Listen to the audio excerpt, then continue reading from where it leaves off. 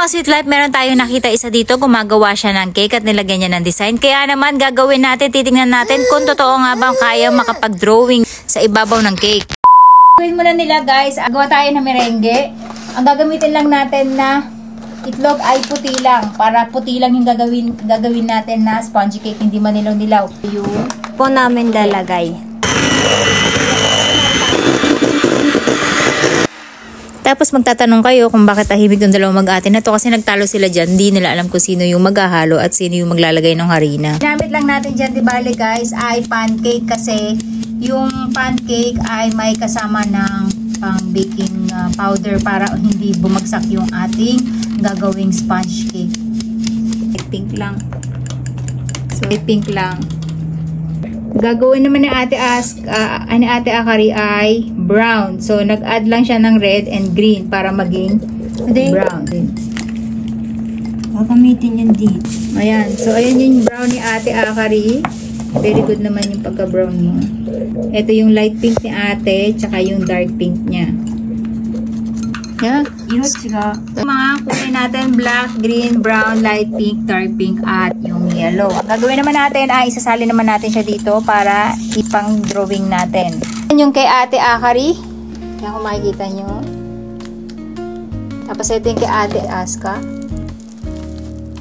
Pa tayo ng frame. Akala ko madali lang siya, no? Pero mahirap.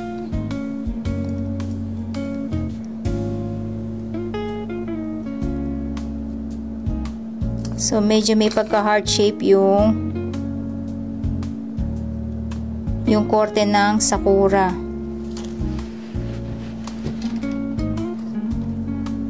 So, malalaman natin mamaya kung kalalabasan niya ay sakura. So, dapat magkakaroon tayo dito ng pink Hermione. Lalagyan na natin ng light pink yung ibabaw natin. Ayan.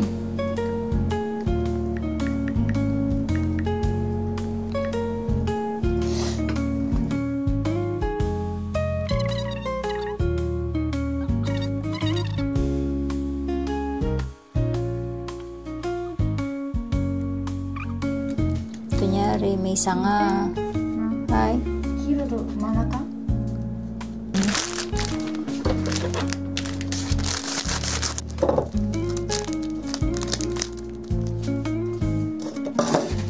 Yan.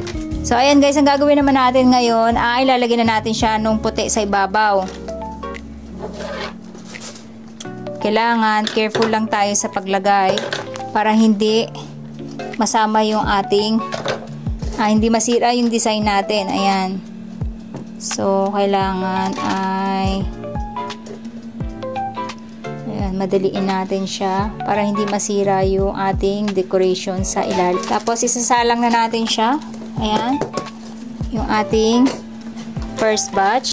So ayan guys, ang gagawin naman nila ay pinagkakat natin sila ng strawberry. 3 hiwa lang. Ito naman yung kay Ate Akari kasi si Ate Aska ay yung hinahawakan yan. Yung kakainin niya. Kaya kailangan hiwa-hiwalay kami. So, ayan na guys yung ating strawberry. Ito yung ating ilalagay dun sa loob. And then, ito naman yung ating ipantatoppings. Guys, yung natira naman natin pulang itlog, ang gagawin naman ni Ate Aska ay gagawin nating leche flan. Ayan. Maglalagay muna tayo ng condensed milk. Tapos, tatansyahin natin guys kasi ganyan ako gumawa ng leche flan. Hindi ko talaga siya totally okay, stop. Mga 1 cup yung nilagay natin, katumbas ng 1 can. And then maglalagay tayo na itong ating evaporated milk. So yan, creamy yan guys. Alam nyo ba yung condensed milk dito? Mas matapang siya sa condensed milk natin. Sobrang creamy. Yan. At mag-a-add lang tayo ng ating vanilla.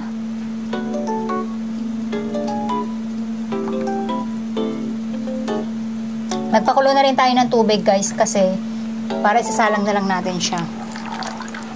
Okay. And then, hahaluin ni Ate Aska. Masyado maliit pala yung pinag-anuhan natin, pinaglagyan natin. So, ayan na guys yung ating ayan, kailangan maikalat natin siya Bago siya tumigas. Tingnan mo kung mapupuno. Sakto lang. Ayan. So, ayan guys. One eternity later. Guys, yung kanilang pancake nagawa na at ganyan yung itsura. Tinanggal na nila. So, aangat na natin siya. Ayan, maaangat na yan. Jan, jan, jan! Okay. I say, no. Ang cute kaya. Kay Ate Akari din. Ang cute. Kay Ate Aska, ang cute din. Kasi hindi masyado nakita yung pinakadilaw niya, no? Oh, buti na iwan yung kulay. Yung sa akin, hindi pa naluto, guys, kasi medyo makapal yung pagkakagawa ko. Kaya nauna yung sa kanila. So, ayan. Ganyan yung itsura nung kay Ate Aska. Sayang kasi yung hana niya, hindi niya nauna yung pinaka-line nung kanyang bulaklak. Ito yung kay Ate Akari. So, ayan guys, ang gagamitin lang natin ay yung instant na. Kasi para hindi na tayo mimix ng ating whipped cream. Ayan. Meron tayo dito nakalata na. So ayan, mauna si Ate Aska. Indian na.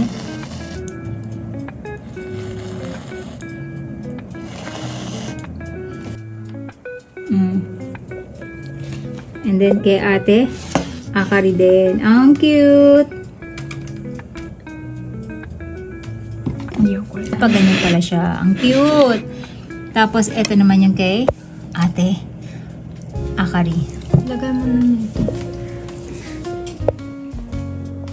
So, ayan. Tikman nyo na kung anong lasa ng ginawa nyo. Ito po yung ginawa ko. Itadakimasu. Itadakimasu. Matabang, matamis. Mayo. May.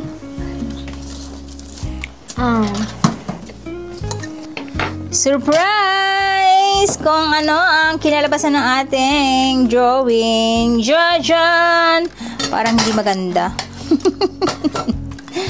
So, ayan na guys. Tatanggalan muna natin syempre yung pinakabalat niya. Guys. Jan, jan, jan, jan, jan. Para siyang ajisai. Hindi siya mukhang sakura. Mukha siyang hydrangea. Hindi siya mukhang sakura guys. Hydrangea yung kinalabasan niya. Ayan. So, pero gusto-gusto ng mga bata. Tatanggalin natin tong part na Parang sarap ng sayo. flat. Ito. Pero ang cute niya. Next time gagalingan natin yung pagdodrawing sa kanya. Talagang puro bulaklak lang para mas madali siyang i-drawing. Pag character medyo mahirap. So ayan guys, papalamigin lang natin kasi medyo mainit pa siya kaya hindi tayo pwedeng maglagay ng palaman. So ang gagawin lang natin, maglalagay lang tayo ng whipped cream. Ayan. Walang tayo ng 3 piraso. Ayan natin ito. Ayan natin itong ating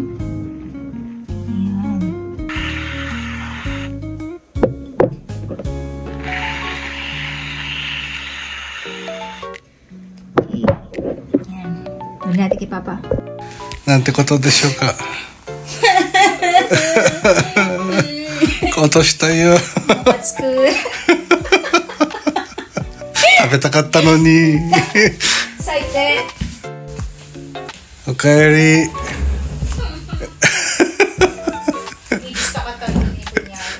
かわいそうだ。 So yan guys, ipapatikim natin kay Papa. Wala na, laglag na. Laglag ng lola niyo. Kasi nagmamadali ang pumasok dahil yung lubo ko lalamig. すっげえ飛んだよ。 Excited? Sobrang sarap. Opo. Sarap. Kaso nilagyan nila ng condensed milk guys. Kulang ng ano. Kulang sa tamis, no? Kasi half cup lang ng sugar yung nilagay nila. Sarap pag meron ng condensed milk. Pero at least na perfect nyo yung pagdodrawing yung maganda na kagad yung result niya kahit first time, di ba? So yun lang, abangan nyo next time guys yung susunod natin gagawin. Biko naman ang ipapakain natin sa kanila. Biko? Filipino ukashi. Gusto kong puto. Next time. So yun lang guys.